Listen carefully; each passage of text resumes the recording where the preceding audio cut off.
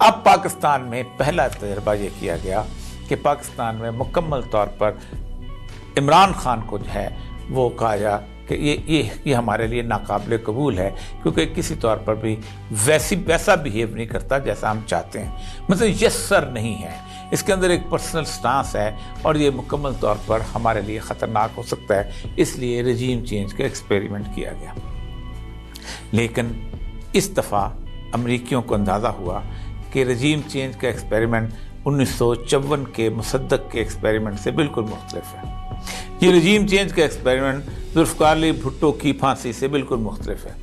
یہ regime change کا experiment بے نظیر کے اس وقت کے ایکسپیریمنٹ سے مختلف ہے جب بے نظیر نے یونیکول والے معاملے کے اندر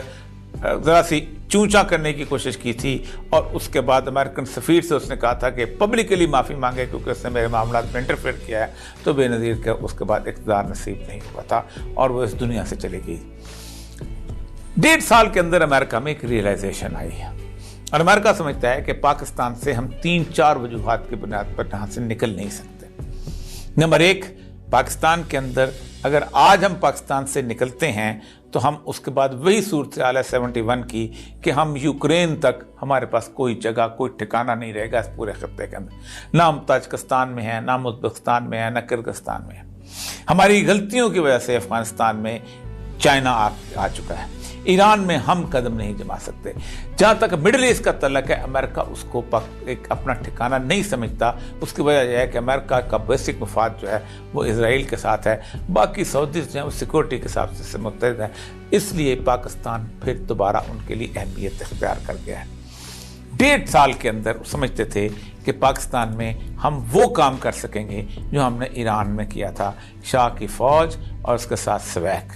1.5 سال کے اندر وہ تمام تر کام کیے گئے، لیکن اب ان کو ریئلائزیشن ہوئی ہے کہ اگر ہم نے پاکستان کی پاپولر سپورٹ کے خلاف کسی کو بھی اسٹیبلش کرنے کی کوشش کی تو عین ممکن ہے کہ ہمارا حشر وہی ہو کہ ہماری ایمبیسی جو دنیا میں امریکہ کے بعد سب سے بڑا ہمارا ٹھکانہ ہے، CIA کا سب سے بڑا بیس جو ہے وہ یہاں پر ہے، ہمارے ہاں اس کا سائز جو ہے بیروت کے بعد نے بنایا، وہ ایمبیسی کہیں دوبارہ عوامی نفرت کی علامت نہ بن جائے، کیونکہ ان کو ایک بات بہت اچھی طرح اندازہ ہو چکا ہے کہ عمران خان کے اس سارے ایپیسوڈ کے اندر لوگ جو ہیں وہ براہ راست جن قوتوں کو ذمہ دار ٹھہراتے ہیں ان میں امریکہ بھی شامل ہے۔ یہی وجہ ہے کہ تازہ ترین جو دورہ تھا اس دوران جتنے بھی تبصرے سامنے آئے انہوں نے یہی کہا ہے کہ اس وقت اگر ہم نے کسی طور پر بھی کوئی ایڈونچر کرنے کی کوشش کی تو ایک ریوولٹ سے، ایک پبلک قسم کی اپ ہیول سے ایک ایسی کیفیت پیدا ہو سکتی ہے کہ جو امریکہ کو دوبارہ اس خطے سے نکال سکتی ہے، جیسے ہمیں ایران سے نکلنا پڑا تھا۔ یہی وجہ ہے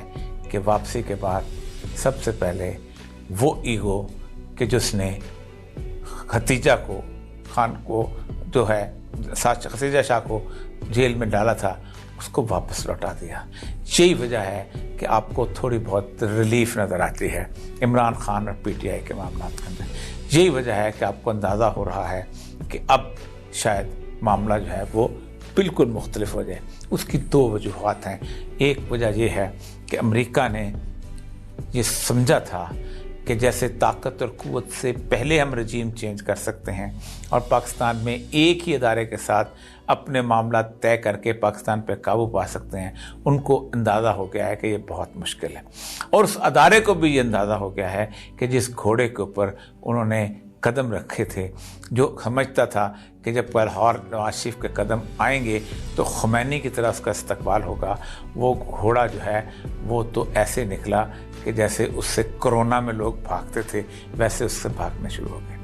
یہاں تک کی صورتحال ہے کہ جب لاہور کے جلسے میں ان کو بلا کے کہا گیا کہ ہم نے اتنے 1000 بندے تو ہم نے اکٹھے کیے تھے، تم کتنے بندے لے کے آئے ہو؟ آج اگر کسی کو تمہارے پر کھلا چھوڑ دیا جائے تو تم کہیں کے نہیں رہو گے، ایک حلقے میں بھی اپنا الیکشن لڑ سکو گے۔ اس ریس کے اندر، جس ریس کے اندر امریکہ اور اسٹیبلشمنٹ دونوں سمجھتی ہیں کہ ہم نے یہاں پر سروائیو کرنا ہے، ان کے لیے کوئی اور راستہ بچا ہی نہیں کہ 8 فروری کو ایک ایسے انتخابات کروا دیے جائیں جو عوام کی امنگوں کے ترجمان ہوں، اگرچہ کہ دودھ میں